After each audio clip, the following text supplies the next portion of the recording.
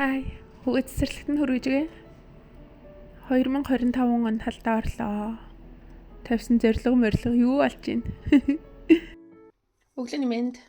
Өнөөдөр идэх юм маань болохоор өглөөний цанда нэг ширхэг өнд тэгээ 100 г нэг ногоон бүтэн ногоо тэгээ дээрэс нь олон төрлийн бутааны цутан. Энэ бутаан 70 г байх хэрэгтэй юм билээ.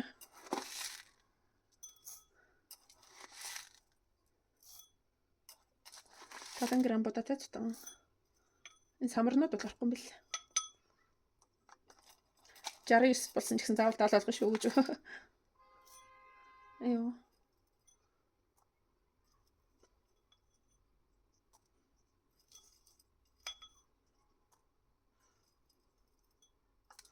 За баг болсон баха. 100 г буцаа. За 115 за болох баха. Хятадын боловсролын талаар нэг мэдээлэл хэлэх үү. Энэ жилээс эхлээд за 6 сарын 1-ээс эхэлнэ гэсэн Хятадын сургуулийн өмнөх боловсрол буюу цэцэрлэгт академик мэдлэг олгох хичээл орохыг хориглоно гэсэн. За тэр нь юу гэсэн үг вэ гэхээр за өөрийнхөө нөхцөл байдалд жишээ аваад хэлчихье за. Хүү маань энд энгийн улсын цэцэрлэгт явдаг байхгүй юу? Тэгээ Хятад болохоор ер нь цэцэрлэг болон 10 жил бүрэн дунд боловсролыг үнгүү гэдгийг гэхдээ бас яг бүтэн үнгүү шилтэй хоолны төлбөр, элдв хэрэглээний зардал, номын төлбөр ч юм уу те энэ зэргийг бол гэрээс нь аав ээж нар нь төлөх болтгий.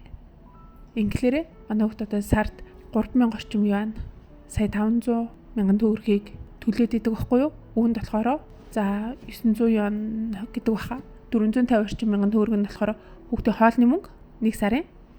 Тэгээд нэг бас дахиад 400 орчим мянган төгрөг нь болохоор нэмэлт хэрэглээний зүйлсийн мөнгө гэдгийг тоглоом, үзэг хайч гэсэн тийм зүйлс.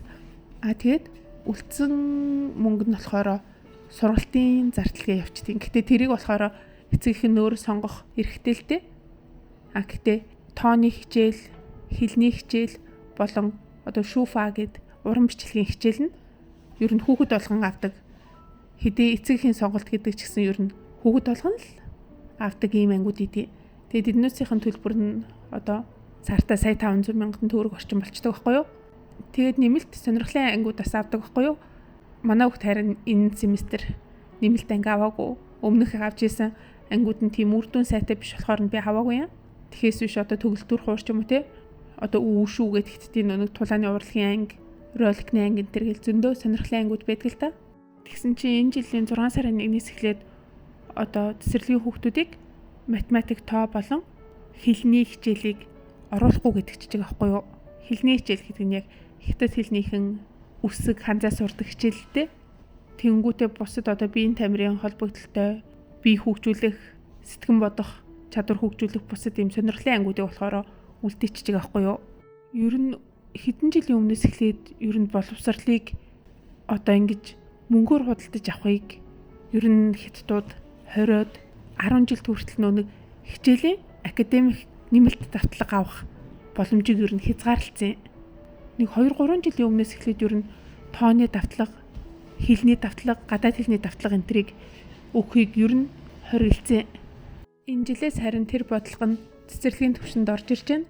Тэгээд хэдийгээр энэ нь бас шинжлэх ухаанч, ирээдүйдээ харсан нийгмийн тэгш удрах байдлыг зохицуулах гэж хичээсэн юм бодлого гэж үздэг боловч зарим эцэг эхчүүд мэдээж үр хүүхдээ илүү нэмэлт төлбөр төлөөд ч гэсэн илүү сайн боловсрол олохыг л хичээн шүү дээ. Тэгээд эцэг эхчүүд зарим нь нууцаар имээ давталганд явуулдаг гэж байгаа байхгүй юу?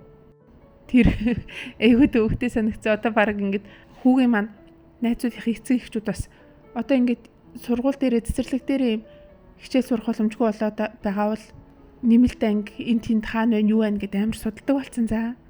Энгийн ухаанаар бодоход хүмүүс чинь би ийм юм сурсан, тийм юм чаддаг гэж хэлж өнгөрч гайхуулж давуу тал үүсгдэг байтал баг Хятад хүүхдүүд сурсан мэдсэний нууж би ийм юм сураагүй гэж хэлдэг болчиход байгаа. Тэгээд улсын зүгээс, боловсролын яамныхан зүгээс үүнийг маш олон шалтгаанаар тайлбарлаад байгаа л да. Хамгийн ихнийхт нь бол хүүхдэд ачаалал бага өгөх хэрэгтэй. 3-6 нас хүүхдийг сурч хөгжих хамгийн сайн үе гэж нэрлэж байгаа боловч энэ үед академик мэдлэгээр хэд дарах нь ер нь эхний 3 жилдээ л үр нөлөөтэй бусдаас илүү харагдах боловч явандаа хүүхэд цаашид сурах ирмэлзэл хүслийг нь бууруулж ачаалал дарамт мэдрүүлж эхэлдэг гэж байгаа байхгүй юу? Тийм болохоор хүүхдийг илүүтэй бие махбодын сэтгэл зүйн дарамтгүйгээр бие махбодын чадваруудыг хөгжүүлэх зорилготой гэж тайлбарладаг. Үүнээс гадна боловсролын эрх тэгш байдлыг тэгш боломжийг дэмжинэ гэж тайлбарлаж байгаа байхгүй юу? Нэмэлт давтлагч ер нь аюу өндөр зардалтай шүү дээ. Тэгэхээр мөнгөтэй айлын хүүхдүүд л давуу талаа ашиглаад илүү сайн боловсрол олж авч чадаад байна гэдэг чинь хүүхдүүдийн боловсрлоор тэнцүү хангагдах боломжийг байхгүй болгож ийн мөнгөтэй айлын хүүхдүүд л сайн боловсрал авах боломж нь нэмэгдээд байна гэж үзээд байгаа байхгүй юу? Үүнийг болохоор олон жишээн дээрээс хэлж байгаа. Одоо ер нь Хятадд бас ингээд топ сургуулиудад шалгалтаа өгөөд өндөр оноо аваад тэр сургуулиудад орж байгаа хүүхдүүдийн 80-90% нь мөнгөтэй айлын хүүхдүүд байна гэдэг байгаа байхгүй юу? Тэд нар чинь гэхдээ ингээд мөнгөөр арын хаалгаар аваад байгаа гэсэн үг биш шүү дээ тэр боломжийг. Зүгээр мөнгөтэй болохоор хамгийн сайн давтлага, хамгийн сайн багшаар заалгах боломжийг олж аваад тэгэд түүгээрээ илүү сайн сургуульд ороод байна гэж тэгж байгаа байхгүй юу? Энэ нь боловсролын тэгш хүртээмжтэй эрх тэгш байдлыг бас хязгаарлаж байгаа үйлдэл гэж үздэг юм. Тэгээд үүнээс гадна бас нийгмийн дарамтыг бууруулна гэж яриад байгаа. Хятад ч хүүхэд өсгөх зарлаараа бүр амар үнэтэй байхгүй юу? Тэр тусмаа том хотуудад бол үнэхээр өндөр өртөгтэй. Үүн дотор хамгийн өндөр зардал нь боловсролын салбарт яваад байдаг гэж байгаа байхгүй юу? Тийм болохоор үүнээс болоод хүн амын өсөлт буурах жишээний хүүхэд төрүүлэхгүй байхыг залуучууд илүү хүсэх жишээний ийм болчиход байгаа гэж байгаа байхгүй. Тийм болохоор нийгмийн дарамтыг бууруулах зорилгоор бас ингээд ийм бодлого гаргасан гэж ярьдаг. Үүнээс гадна хувийн давтлага дамжаа сургалтын төвүүд их хэсгийн хэрээр улсын сургалт, улсын боловсролын нэр хүнд буурдаг гэдэг судалгааны үр дүнгээс улсын сургуулийн нэр хүндийг сайжруулах зорилгоор ийм арга хэмжээ авсан гэж ярьдаг. Тэгээд энэ бодлогыг харахад ер нь Хятад яалтчгүй коммунист болсоод нийтээрээ ойролцоо ижил төвшөнд байх, ядуу баяны ялгаа хийх байж болохгүй гэсэн нэг тийм анги дахрахгүй нийгмийг бүтээж харуулж байгаа ийм коммунист орн гэдэг нь яг харагдаад байх шиг санагдсан. Хятадын ер нь гаргаж байгаа бодлого нь Хятад хүмүүстэй л таарсан, Хятадын онцлогтой л тохирсон байх шиг санагддаг. Та нар харин энэ талаар ямар бодолтой байна?